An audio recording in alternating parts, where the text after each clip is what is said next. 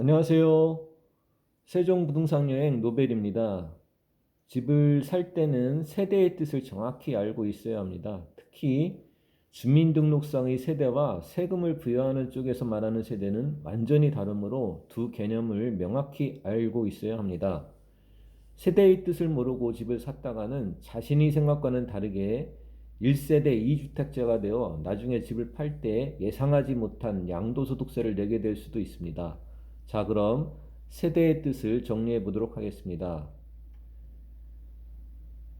세금을 부여하는 쪽에서 말하는 세대란 집에서 먹고 자는 거주자의 배우자, 부모, 자녀, 형제, 자매를 말합니다. 특히 배우자의 경우에는 생계를 달리하여도 동일한 세대로 판단합니다. 다시 말해 가족 구성원들이 주민등록상 주소가 다르더라도 실제로 같은 집에서 먹고 잔다면 이를 하나의 세대로 봅니다. 그러므로 한 집에서 먹고 자면서 1세대 2주택이냐 3주택을 피할 목적으로 주소만 각자 다르게 해놓는 건 아무런 소용이 없습니다. 이 경우 하나의 세대로 모아 집을 팔 때 양도소득세를 내야 합니다. 하나의 세대를 구성하려면 결혼해서 남편이나 아내가 있어야 합니다. 그러나 다음의 경우에는 독신자라도 세대를 구성할 수 있습니다.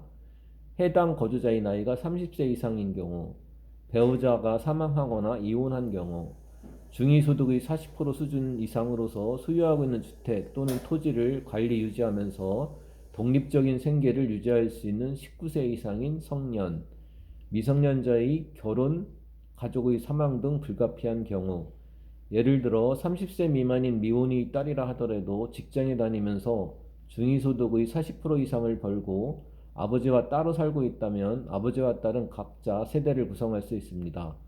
그러므로 이 경우 아버지와 딸이 각각 집을 한 채씩 2년간 가지고 있다 팔더라도 1세대 1주택 비과세 요건에 해당되어 양도소득세를 내지 않아도 됩니다.